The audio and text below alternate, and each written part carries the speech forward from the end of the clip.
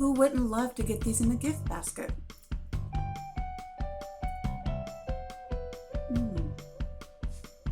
Salutations and welcome to the farm. Today we're going to make Butterfinger bites. So let's get started. Here we're going to have 1 cup of candy corn in a heat-safe glass bowl. We're going to pop this in the microwave. It's the one reason I bought the microwave this year, was just so I could make this dessert. Now you can use a double boiler if you wanted to, but I just really wanted to do this with a microwave. Oops, a little bit much, but it's okay. So we're gonna pop this in our microwave and we're gonna warm it up in 30-second increments. Now here's something really important, a couple of tips. You're gonna wanna stir it real good, and it's gonna take a little work as you heat it up. Don't overheat it. Make sure you just do it in little 30-second bursts and then check on it. Also, you're gonna have your peanut butter at the ready. You don't want this cooling while you're scooping out your peanut butter.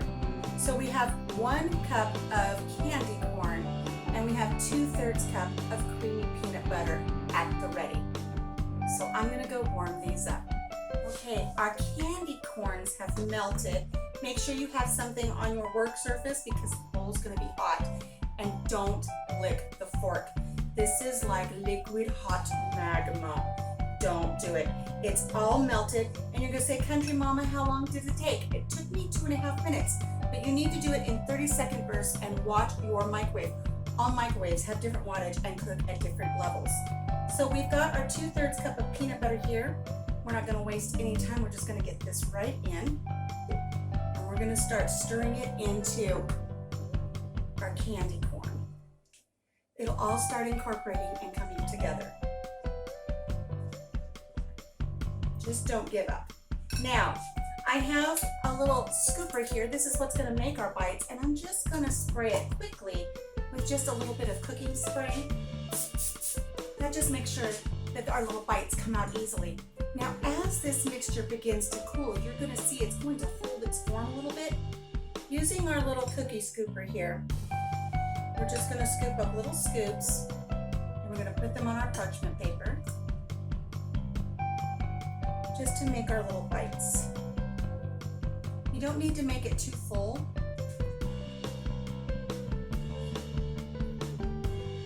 Just barely fill up the scooper. Okay, we're gonna pop these in the freezer for about 10 to 15 minutes so that they will hold their shape. They're already smushing down a little bit, but we're gonna put them in the freezer so they can chill, and then we're gonna do the chocolate coating. Well, our Butterfinger bites are out of the freezer.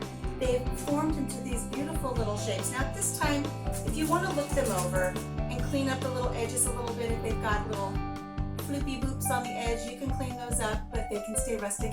It's all going to taste the same, and whoever you give them to, they're not going to care. So now that we have our bites ready, let's go ahead and let's get some chocolate on these babies. I have some baker's chocolate here. It's sweetened. You can get a candy bar, you can use chocolate chips, whatever you'd like to use. I was able to get these Baker's German's sweet chocolate baking bar. Look at this beautiful thing. I was able to get an entire box for $2 at my Amish store. I don't know how many bars there are. There are a dozen. There are a dozen chocolate bars that I got for $1. Anyways, we're gonna pop this in the microwave to melt it. But before I put it in the microwave, I'm gonna put just a little bit of my homemade ghee in here. You can use some shortening, a little dab of butter if you'd like. This is just gonna kind of give it just a little bit extra shine and oomph, help it break down a little bit. And I'm gonna pop this in the microwave. Now you wanna do this in little bursts of power. 20-second bursts, give it a stir. 10, 20-second bursts, give it a stir until it's fully melted. You don't wanna just pop it in for a minute and hope for the best. You might end up with some scorched chocolate. So let's get this in the microwave. Okay, our chocolate has melted. And now what we're gonna do is we're just gonna take one of our little bites, drop it in the chocolate, coat it thoroughly. And then once it's coated, we're just gonna kind of tap it on the side and get that excess chocolate off because you don't want it pooling around the edges. Plus, it makes the top all nice and smooth.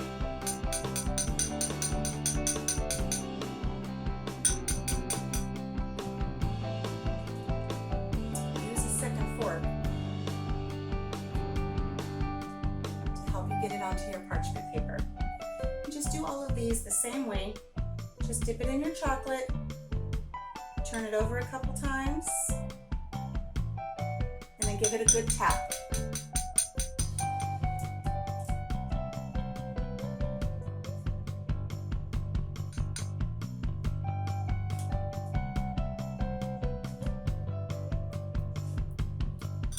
Okay, these are going to go in the fridge to chill. Okay, we've taken our Butterfinger Bites out of the fridge and they're all hardened up. The chocolate is nice and firm now.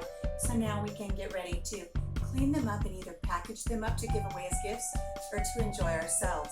So what you want to do is, if you're just going to enjoy these by yourself, you don't have to worry about the extra chocolate on the sides that kind of spilled out over the edges or anything. But if you're giving these as gifts, you can take just a little potato peeler here. You just take a little vegetable peeler and just shave off the sides a little bit.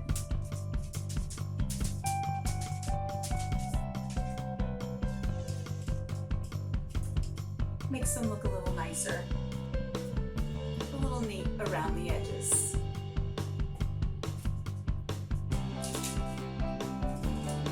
And really, it doesn't take any effort, just make sure your fingers aren't in the way.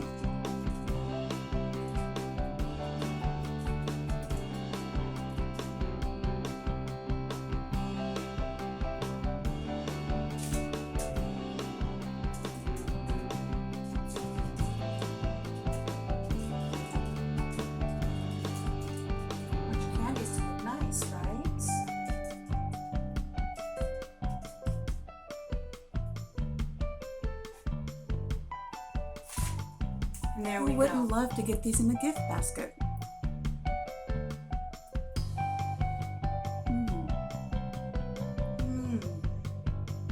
These are delicious.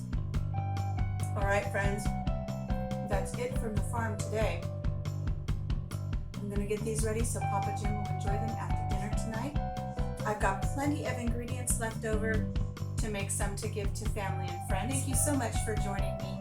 Until I see you again, take care of yourself, take care of each other, and have a blessed day.